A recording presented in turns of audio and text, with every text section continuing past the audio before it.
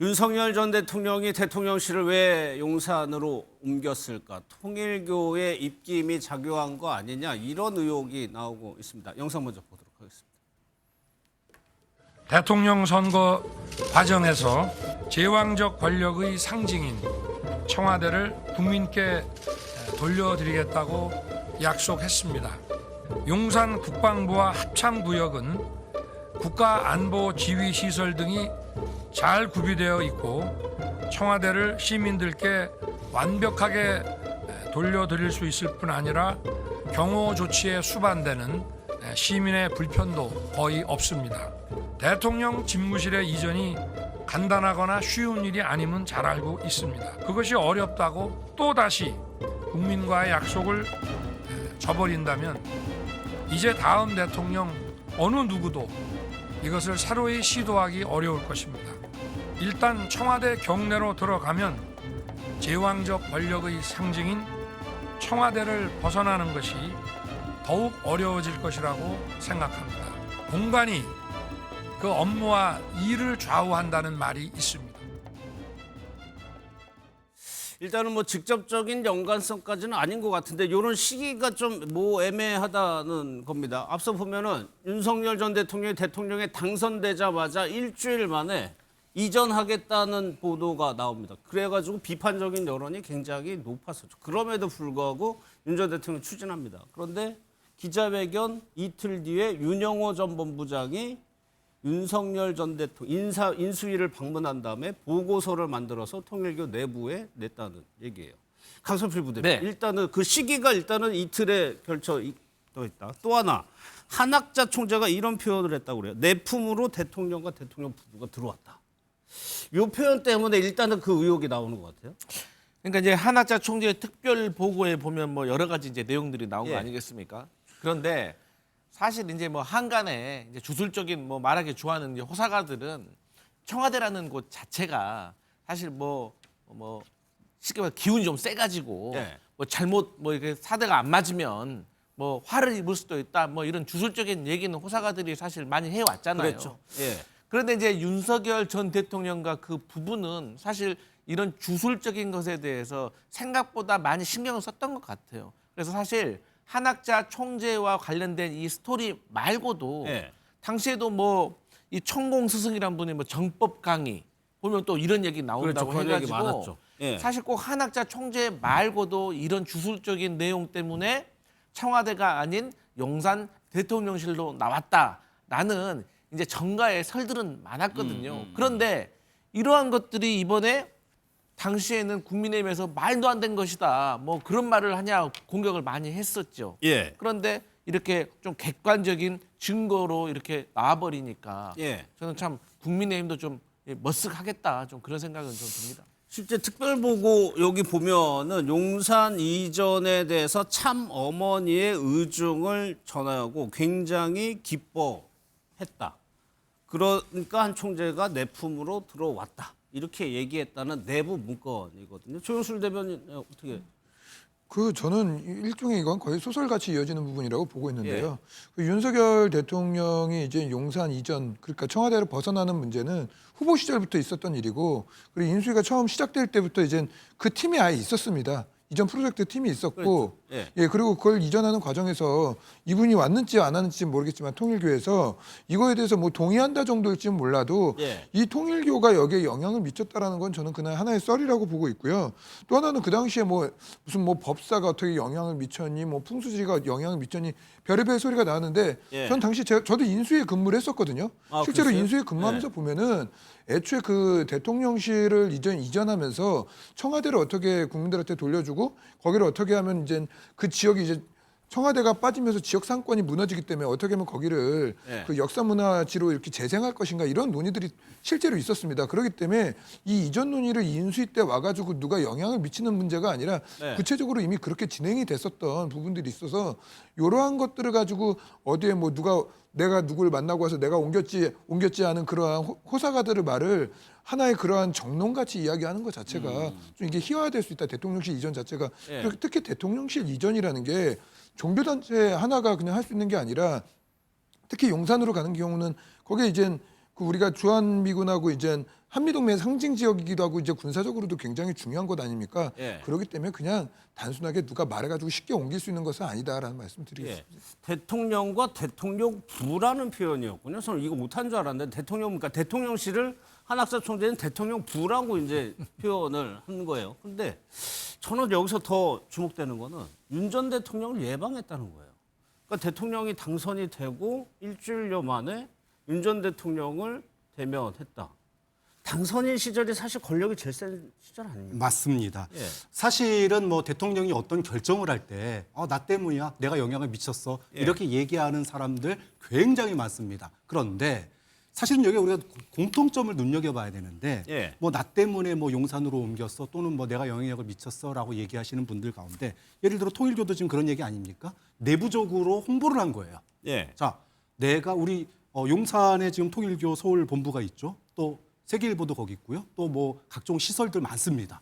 자, 그러다 보니까 용산으로 왔단 말이에요. 그럼 통일교 내부에서는 봐라, 우리가 대통령에게 영향을 미쳐서 또 우리 품으로 왔다라고 얼마든지 얘기할 수 있는 거고 네. 또 하나는 아까도 뭐 무슨 뭐 스님이니 뭐 법사니 이런 얘기했는데 예. 그분들도 그런 얘기 비슷한 얘기를 했어요.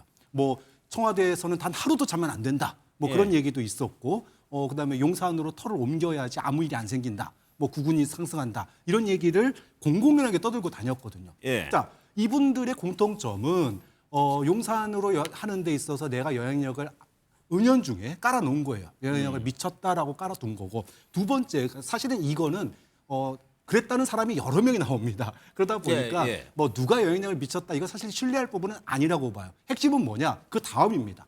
그 정도로 난 대통령하고 가까운 사람이야. 영향력을 미칠 정도로 가까운 사람이야라는 게 저는 핵심이라고 봐요. 우리가 무슨 뭐 천공이니 무슨 뭐 법상이 했던 사람들이 실제로 대통령과 대통령 부인에 대해서 인사라든지 예. 뭐 여러 가지의 뭐 영향을 미친 부분들이 드러나고 있고 통일교도 마찬가지로 예. 대통령 부인 지금 뭐 그 아까 말씀하신 것처럼 인수위 일주일이면 정말 나는 새도 떨어뜨리는 권력의 정점인데 이때 통일교 인사가 가서 대통령 인수위를 찾아가서 만났다? 예. 사실은 이거 만나기 쉬운 일이 아닙니다. 또 예. 그런 점에서 보면 지금 문제의 핵심은 용산으로 이 사람들이 가는데 영향력을 미쳤냐가 중요한 게 아니라 통일교나 법사나 무슨 뭐 스승이라고 하는 사람들, 예. 즉 우리 사회에서 주류로 인정받지 못하고 소위 말해서 이단이나 소위 문제되고 있다라고 평가받는 사람들, 이런 사람들이 대통령 주변에 임기 초부터 함께 하고 있었다. 예. 그리고 대통령실이 그들과 일정 정도 가까웠다라고 예. 하는 점에서 윤석열 정부가 왜 이후에 정말로 국민들로부터 멀어질 수밖에 없는지 첫 단추가 잘못 깨진 거 아니냐라는 예. 얘기를 들을 수밖에 없는 그런 상황이 있다라는 거죠. 그러니까 말씀하신 대로 이걸로 확인할 수 있는 거는 통일교 아무튼 윤영호 씨가 대통령 권력과 굉장히 지근거리까지 다 갔다는 거고 여기 윤 전 대통령이 그런 표현을 했다고 보고서에 써져 있는 게 국가 프로젝트를 맡기겠다라고 얘기를 했다는 거거든요. 근데 이 부분은 지금 통일교가 내부적으로 보고를 하는 차원에서 만든 네. 문건이기 때문에 통일교 측에서 굉장히 본인들에게 유리하게 그러니까 보고하는 좀 사람 부풀릴 수도 입장에서 있다는 얘기죠. 네, 그럴 가능성이 굉장히 크다고 봐야겠죠. 예. 사실 용산 이전과 관련해서는 이 통일교 논란이 일기 전에는 어떤 게 그 기정사실로 받아들여졌냐면 역술인 천공의 영향력에 의해서 용산으로 이전했다라고 네. 했어요. 그런데 지금 통일교 게이트 뭐 여러 식으로 통일교가 정치적인 영향력을 행사했다는 것이 하나둘 드러나니까 그래서 통일교랑 연관 지으려고 하는데 저는 그 개연성은 굉장히 떨어진다고 봅니다. 예를 들어서 청와대를 다른 지역으로 이전한다고 했었을 때 그러면 선택할 수 있는 대안이 얼마나 많겠습니까? 예. 갑자기 청와대가 뭐 세종 아니면 강남으로 가겠습니까? 용산 아니면 중구로 갈 수밖에 없었던 거예요. 문재인 대통령도 광화문 시대 열겠다라고 했었는데 그때 당시에 후보지로 거론됐던 것이 정부종합청사입니다. 광화문 중구예요. 아니면은 이렇게 대규모 시설이 이전할 수 있는 것은 당시에 국방부가 있었던 용산밖에 없었어요. 예. 그러니까 이것을 사후적으로 뭐 용산으로 이전한 것에 대해서 통일교가 깊숙이 개입했다라고 하는 것은 그야말로 어떤 논리를 꽤 맞추는 예. 그 사후적으로 맞추는 거지 통일교 때문에 용산에 갔다는 것은 저는 상식적으로 이해하기 어렵다고 보고 그렇다면 처음에 왜 천공 얘기를 그렇게 했었던 겁니까? 예. 그럼 제가 말씀드리고 싶은 게 예. 통일교가 천공을 로비했나 보죠. 뭐 그렇게 생각할 수도 있는 거 아닙니까? 그리고 국민의힘에서 지금 이제 이게 잘못됐다라고 이제 반박하는 논리가 좀 빈약한 게 뭐냐면 예. 후보 시절부터 용산으로 나가기로 공약을 했다잖아요. 그러면 후보 시절부터 통일교가 로비했나 보죠. 그리고 윤석열 전 대통령이 후보 시절일 때 통일교가 주선해가지고 누구 만났습니까? 미국 부통령, 펜스 부통령 만났잖아요. 네. 그러니까 통일교가 후보 시절부터 영향을 줬다고 합리적으로 의심을 할 수가 있는 거고 예. 과거에 어떤 얘기가 있었냐면 천공위에 건진이 있었고 건진위에 명태균이 있다는 얘기도 있었잖아요. 이미 근데 천공위에 건진도 다 로비와 지금 관련됐다는 것이 드러났잖아요. 그렇기 때문에 그러면 지금 통일교 특검법 논의하고 있잖아요. 네. 이 부분까지도 포함될 가능성이 있습니까? 윤 전 대통령과 관련한 부분까지도?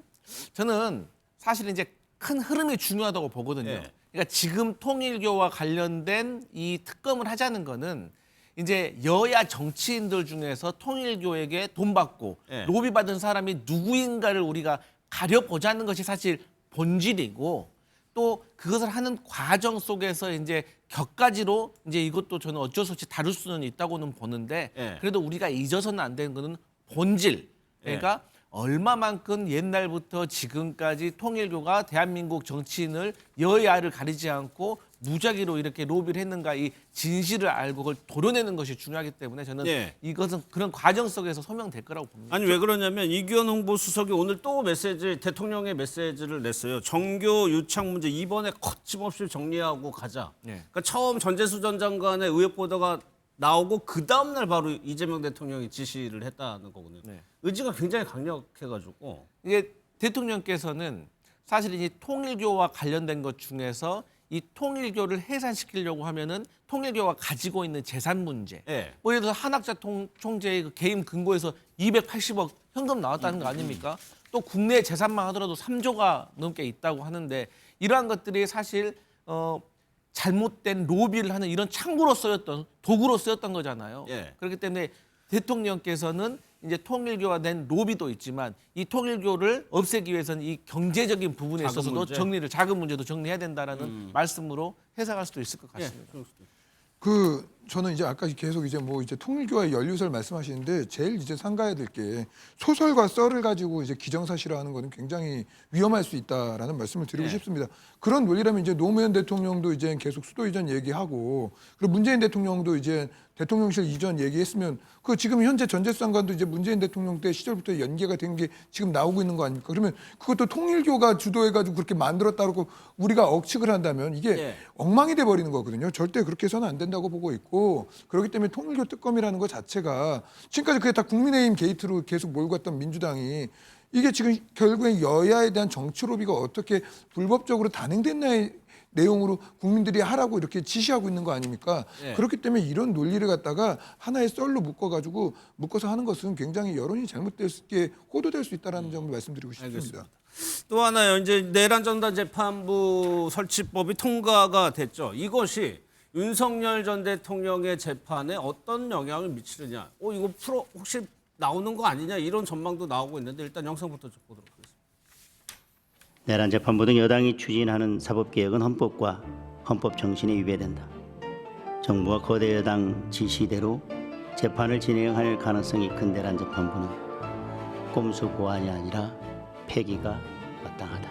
12.3 윤석열 비상계엄 등에 대한 전담재판부 설치 및 제보자 보호 등에 관한 특별법안 대안에 대한 수정안은 가결되었음을 선포합니다. 헌법은 군사법원 이외의 특별법원, 즉 특별재판부를 금지하고 있습니다. 내란 전담재판부는 위헌이라는 것입니다. 위헌성 덜어냈다고 하는데 아직 위헌 소지가 있다고 좀 보시는지. 전체적으로 통과하고 있으니까 나중에 고맙습니다. 윤 전 대통령 측에서 바로 입장을 냈습니다. 발단이 윤 전 대통령이었어요. 위헌법률 심판 제천 신청한다는 얘기입니다. 그리고 다음에 중대 결심을 또 하겠다. 두 가지를 얘기를 했는데 위헌법률 심판 제청이 받아들여지게 된다면 이게 헌재로 가게 되고 그러면 재판이 중지가 된다면서요. 그런데 지금 민주당에서는 변호인단이 위헌법률 심판 제청을 한다고 하더라도 네. 법원에서 이걸 받아들이지 않고 재판부가 안 받아들일 헌법재판소에 것이다. 제청을 하지 않을 것이다라고 생각하고 있는 것 같아요. 그런 그 계산이 끝나서 이렇게 내란 특별재판부, 전담 재판부 법안을 통과시켰다고 보는데 예. 저는 뭐 그런 정치적인 계산 여부를 떠나서 이게 과연 우리 그 대한민국의 사법 체계를 이렇게 입법권을 동원해서 인위적으로 바꾸려고 하는 부분에 대한 경계심이 있어야 한다고 생각합니다. 예. 장동혁 대표가 24시간 필리버스터를 하면서 이 법안이 통과되면 사상 최악의 법안으로 평가될 것이다라고 얘기한 것도 결국에는 우리가 이 자유민주주의 체제를 운영하는 데 있어서 삼권 분립이라는 아주 지고지순한 가치를 존중하잖아요. 예. 그런데 지금 입법권을 일당이 독점하고 있다고 해서 사법권을 이렇게 겁박하고 억누르려고 하는 것이 정말로 제대로 된 민주주의를 하려는 방향이 아니다라는 예. 위기의식을 갖고 있는 거고요. 어제 이제 윤석열 대통령 변호인 측이 법률 심판 제청을 하겠다고 했어요. 또 하나는 이재명 대통령이 거부권 행사해야 한다라고 했는데 저는 앞부분만 얘기하시고 두 번째 것은 그냥 국민의힘이나 이런 보수 그 의견에 맡겼으면 어떤 생각을 그랬으면 어땠을까 생각합니다. 예. 이 윤석열 대통령 측 변호인단이 이 얘기를 하니까 오히려 이재명 대통령이 이거 검토하다가도 외통수에 걸려서 그 거부권 행사는 아예 할 수 있는 방법이 없어지는 것 같아서 예. 변호인단 측이 그 얘기까지 한 것에 대해서는 상당히 안타깝게 생각합니다. 사실 방점은 이거는 뭐 당연히 예상했던 거고 요 중대 결심이 이 부분인데 일단 먼저 강선필 부대변인께 네. 지금 얘기한 거 재판부가 받아들이면 헌재로 가야 되는 거잖아요. 네, 네. 이거 당연히 알고 있었을 거 아니에요. 민주당. 근데 이제 그런 가능성이 높은 게 뭐냐면 지금 이제 대법원에서도 예규를 만들었잖아요. 네. 쉽게 얘기하면 지금 민주당의 내란전단 재판부 설치 관련된 개정안하고 이 대법원의 예규하고 차이가 없다고 하잖아요. 예. 자, 그럼 내란전단 재판부가 이제 설치가 될 거 아닙니까? 2심에서 그러면 윤석열 전 대통령이 뭐 위헌법률 심판 제청한다는 거 아니에요? 그러면 이 내란전단 재판부에서 이걸 받아줘야지 이게 헌재로 갈 거 아니에요. 예. 그래야지 재판이 중단될 거 아닙니까? 근데 내란전단 재판부가 내란 본인들이 지금 위헌이라는 것을 인정하고 보내겠습니까? 그러니까 지금의 직위헌 재판부라고 하면 그럴 수가 있겠죠. 예. 그러면 그렇기 때문에 그럴 가능성은 없고 그렇기 때문에 재판이 중단된 일은 없고 만약에 재판부가 그 제청을 안 받아준다고 하면 윤석열 전 대통령 측에서 그냥 헌법소원을 낼 수가 있잖아요. 예. 하지만 그때는 재판이 중단되지가 않아요. 예. 그렇기 때문에 윤석열 전 대통령과 관련된 이 재판이 지연될 가능성은 매우 낮다. 하지만 아주 낮은 가능성으로 예. 그야말로 안면몰수 해버리고 이 내란전단 재판부에 이 배정된 이 판사들과 관련해 가지고 예. 윤석열 전 대통령의 본인의 변호인을 그들과 재척 사유가 있는 사람으로 선임을 해버려 가지고 예. 예를 들어서 지연을 시키려고 할 수 있는 그야말로 좀 안면몰수를 할 가능성도 있긴 하지만 예. 그렇게까지 하면 정말 여론도 안 좋아질 것이기 때문에 그렇게 하진 않을 것 그러니까 그 저 중대 결심이 뭐냐는 게 강선필 부대변이 얘기한 방법도 하나 있을 수 있고 박찬호 교수께서 뭐라고 좀 예상하세요? 저 얘기는. 뭐 가장 쉽게 생각할 수 있는 거는 재판 거부, 뭐 그리고 또는 변호인단 총사퇴, 뭐 요 정도가 그리고 뭐 본인 우리 흔히 얘기하는 뭐 단식 투쟁, 뭐 이런 정도가 그러니까 그 전에도 뭐 이제 예를 들어 특검이라든지 검찰 소환에 대해서 불응했었잖아요. 예. 그러다가 여론에 밀려가지고 수사에도 응하고 있고 지금 재판에도 잘 나가고 있지만 이제 소위 말해서 내란 재판 전담 재판부가 만들어지게 되면 여기에 대해서는 나 이거 인정 못한다. 그리고 위헌법률 심판 받아줘라. 안 받아주면은 나 법원 안 나가겠다. 그리고 재판 변호인들도 일괄 사퇴하고 예. 예를 들면 단식투쟁하겠다. 뭐 요 정도 선이 가장 이제 상식적으로 생각할 수 있는 선이 아닐까. 예. 그런데 지금 이제 사실은 앞서 법률적으로 소위 말해서 2심 재판부가 그것이 내란전단 재판부 법에 의해서 설치가 됐던 아니면 대법원의 예규에 의해서 지금 대법원에서도 2개의 형사재판부를 지금 새로 만들고 있거든요. 예. 그러면 결국은 이름만 서로 다르게 부를 뿐 본질은 똑같아요. 예. 그런 점에서 이게 이제 안 받아들일 가능성이 높다. 그러면 결국은 윤 전 대통령 측에서는 재판 거부로 갈 가능성이 좀 네. 가장 높지 않을까 생각이 듭니다. 알겠습니다. 근데 이 중대 결심과 관련해서는 사실 전례가 있습니다. 박근혜 전 대통령이 국정농단 재판 받을 때 안 나왔죠. 박근혜 대통령 변호인단이 중대 결심할 수도 있다라고 했었을 때 선택한 카드가 변호인단 일괄 사퇴였어요. 네. 일괄 사퇴를 하면 이제 국선 변호인을 선임해야 하고 그러면 그 절차가 진행되는 기간 동안에 계속해서 재판이 지연되는 거거든요. 아마 그런 부분을 얘기하고 있는 것 같은데 그래서 저는 여러 가지 부작용들을 지금 내란 전담 재판부 법안이 갖고 있거든요. 예. 그러니까 이재명 대통령이 이 부분에 대해서 이게 내란 전담 재판부가 민주당 입장에서 보면 강성 지지자들의 입장을 대변할 수밖에 없기 때문에 등에 떠밀려서 할 수밖에 없었던 법안이에요. 예. 그럼 민주당 그 대표는 민주당 지지자들을 보고 하는 정치를 해야 하니까 그럴 수 있다고 생각하는데 대통령은 민주당 지지자뿐만 아니라 대통령 국민을 전체로 대표하는 사람 아닙니까? 예. 그런 측면에서 본다면 사법권에 대한 존중 차원에서 자 여기까지 이야기는 잘 들었지만 이제 대통령이 거부권을 행사해야 그래도 된다는 얘기예요? 대통령으로서 기존 사법 체계를 존중한다. 내가 삼권 분립. 대통령 선서할 때 뭐 합니까? 국가를 보위하고 헌법을 준수한다고 돼 있잖아요. 네. 그런 측면에서 거부권을 행사하면 저는 이재명 대통령이 훨씬 더 국민적인 평가는 좋아질 것 같아요. 예. 근데 그런 말씀을 하시려면 민주당이 야당일 때 법안을 막 몇 개를 거부권을 행사하셨어요. 그때 그럼 그렇게 하지 말았어야지 지금의 말이 앞뒤가 맞고 무게가 실리는데 그때는 거부권 행사하라고 막 국민의힘에서 막 앞다퉈가지고 윤석열 전 대통령에게 그렇게 제안을 해놓고서 이제 와서 갑자기 이재명 대통령에게 거부권 행사하셔야 된다고 하면은 국민들이 공감하겠습니다. 지금도 거부권 행사라는 건 같은 거죠. 그런데 과거와 이제 자꾸만 이재명 대통령이 윤석열 전 대통령과 경쟁하려고 할 건 아니지 않습니까? 우리나라 대통령이 왜 역대 대통령이 성공한 대통령이 없느냐? 과거의 대통령과 자꾸 비교하니까 그래요. 옛날에도 그랬으니까 나도 이래도 돼. 라는 자세로는 한 발짝도 더 좋은 대통령이 탄생할 수 없는 겁니다. 야당의 주장은 뭔지 알겠습니다. 예.